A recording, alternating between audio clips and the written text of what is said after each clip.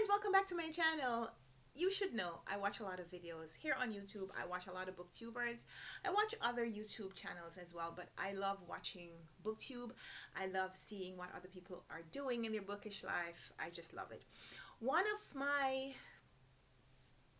new favorite booktubers is Greg from Another Bibliophile Reads, and he's doing this challenge. He did it before and he's doing it again, and it intrigued me. So it is called the Read 100 Books Challenge, I think, where you read 100 books that you already own before you buy any new books. And I don't have 100 unread books. That's not true. So I don't know how many unread books I have because my books are all jumbled on my shelves. Read and unread are mixed together, and the only person who knows whether I've read them or not is me. There's absolutely no system. There's a place where collections are, but whether or not I've read those books is anybody's guess except mine. So like up here, those shelves right there are my Booker winners, and I've read most of them, but I haven't read all of them. But the books, they started off, they're kind of mixed up now, but they started off being arranged in date order, like publication date, year that they won. Those are not always the same thing, but yeah, I that's how it started off. Things have gotten moved around and I haven't reorganized. I haven't done anything to put them back in order, so that's why I'm saying it's more or less in order. But yeah, on my shelves is a jumble, kind of a mishmash of read and unread, and I'm trying to keep things together in some way so it doesn't always look like that.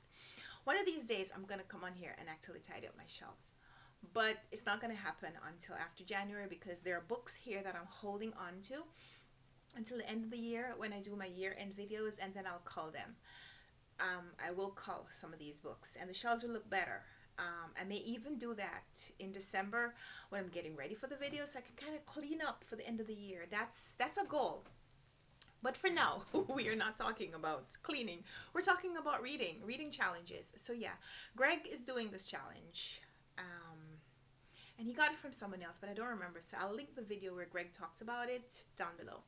So it is that you read 100 books from your shelves before you commit to buying any more, and there are caveats. So if you already have money that is set aside, like a gift card, you can use it on books without actually saying that you're buying new books. So like I have a gift card balance on my Amazon account. If I use that to buy books, that doesn't count because it's not new money that I'm putting towards it. It's money that was already given to me before I started the challenge. Things like that. And any book, any length counts for the challenge. So the challenge happened sometime before, and this is a second iteration. And this time, it's not so severe. It's not so strict. You don't have to read 100 books. There are levels, and you can choose what level you want to participate on. So I said I would go for the bare minimum, 25 books. If I can find 25 books that are still unread on my shelves and read those books, then it would free me up to get more books. So that's not how it goes. I should commit to reading 25 books from my shelves before I buy any new ones. So if someone gives me a book, that doesn't count. It doesn't count as me buying a book, clearly, because I didn't buy it. Books that I get books I get from for free wouldn't count. So like if I pass by the little free library and there are books there, I can still take a book home without having bought a book. So it doesn't negate my challenge. So I'm not going to start the challenge now, but I thought I would set aside some books that I'm going to commit to reading early in January 2023, so I can get that challenge going. Because I want to buy books. I feel like I'm going to get money for Christmas and I want to spend it on books. Yeah, also, here's the biggest caveat of all. You could buy books before you start the challenge. You could also put money in a gift card. So you could cheat. So you could buy yourself a gift card right now, and when the challenge has started, if you need to buy a book or want to, not need, because do we really ever need to buy books? But yeah, if you want to buy a book, you could just use the gift card and say, hey, money already earmarked. There's one other caveat. Greg added like a lot of fine print because I think it was really hard for him to think about not buying books. If you need to buy a book for any reason, then you have to buy it. And it doesn't count towards, it's like, it doesn't mean that the challenge is over. So like I read books for the BookTube prize. If there's a month where I'm assigned a book for the BookTube prize and I cannot get it for free from the library or online or something, if I can't get a free copy to read, but I've committed to doing the challenge, I need the book, otherwise I can't do the challenge, or if, my book club.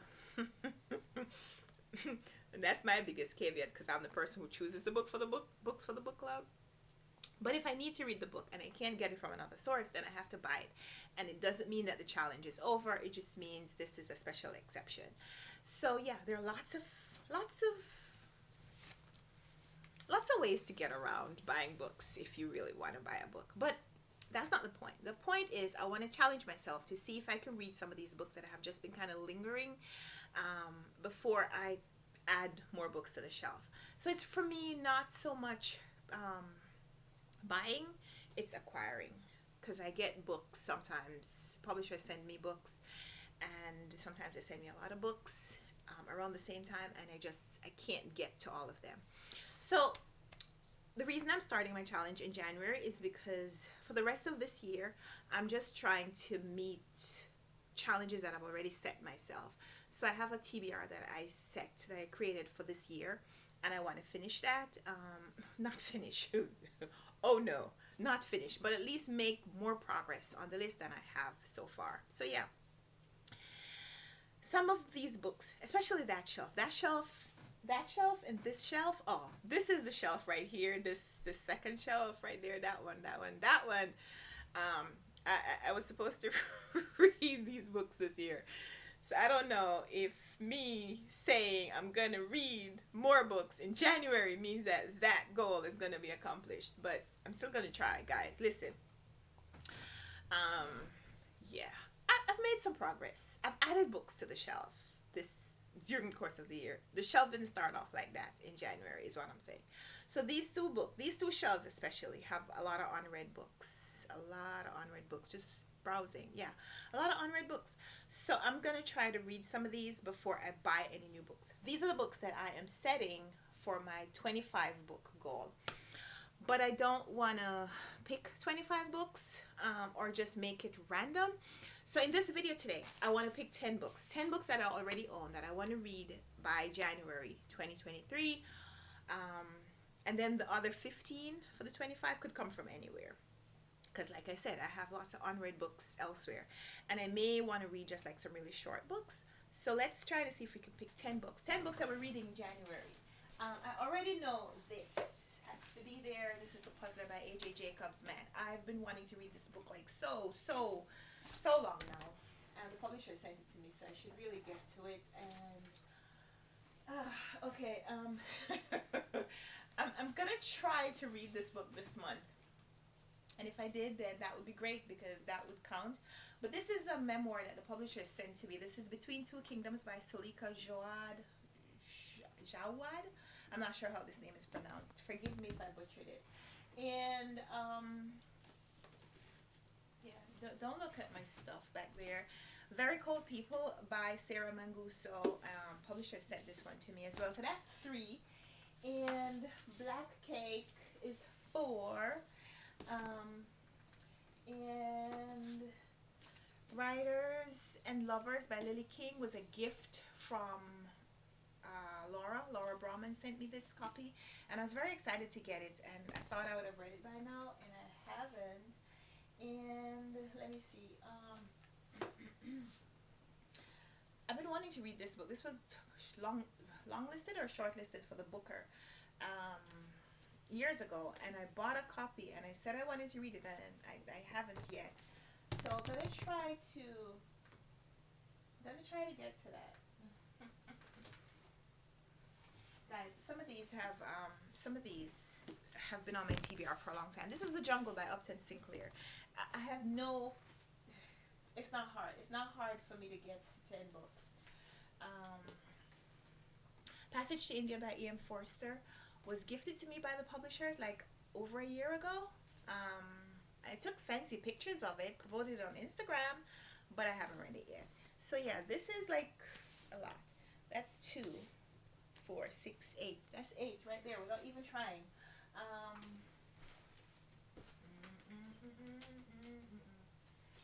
This I should read because this is on my TBR for this year as well. So I'm adding it here because yeah. And this one, Notes from Underground by Dostoevsky and A Confession by Leo Tolstoy. So I'm going to read one of them. I'm not sure that I'm going to read both stories, and both stories count as a separate book. That's another that's another exception that Greg put in another little fine print edition. So because this is a bind up of 2 works that are both sold separately, if I read one, then it counts. If I read both, it also counts. It could also count as 2 books if I read both stories. But I'm only going to read Notes from Underground by Dostoevsky for this challenge because that's the one that's on my TBR.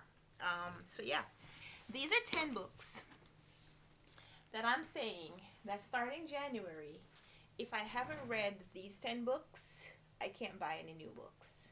So take a picture and hold me accountable. So yeah, you'll hear more about this challenge in 2023. So far, I'm just going to adjust this a little bit. Yeah, so far, I'm not doing great with challenges this year. Goodreads says I'm 35 books behind schedule if I wanted to meet the goal that I set in January. And I could just revise the number that I had set. I think I put my number at 150 for the year. I could just revise the number and make it 100, and then I would have met my goal. But not doing that. I set a goal, and if I don't meet it, that's fine. I was just looking back at my reading challenge history on Goodreads, and some years I've met my goal and some years I haven't. So I'm fine if I don't meet my goals. They're fun targets to work towards, and reading is fun. Reading is fun. If it's not fun, then you need to rethink how you're doing it because you're not doing it right. It should be fun. It should be inspiring. It should make you think about life.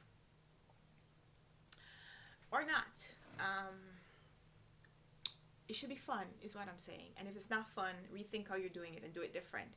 Reading is fun for me. Setting challenges is also fun for me. Not meeting my challenges is also fun for me. Which is why I keep doing it, I suppose. I'm going to make a video where I chat a little bit about my goals this year and whether or not I'm on target to meet them. Spoiler alert, I just told you I am not on track to meet my number goal for this year unless I finish like a lot of books this month, which is what I'm working on. So we'll see how that goes. So yeah, these are the 10 books that I'm planning to read to start off the 25 books from my shelves before I buy any more challenge is all I'm calling it. So yeah, thank you so much for watching. We'll be back soon with another video, and I hope you enjoy it. If you liked this one, give it a thumbs up. Subscribe if you haven't already, and let's chat down there. Let me know if you would like to do a similar version or a similar challenge. If you'd like to do a version of this challenge for yourself, what 10 books can you pick right now that you have on your shelves that you want to read before you buy anything new? Yeah, so thank you. Chat later. Until then, bye. Happy reading. Bye.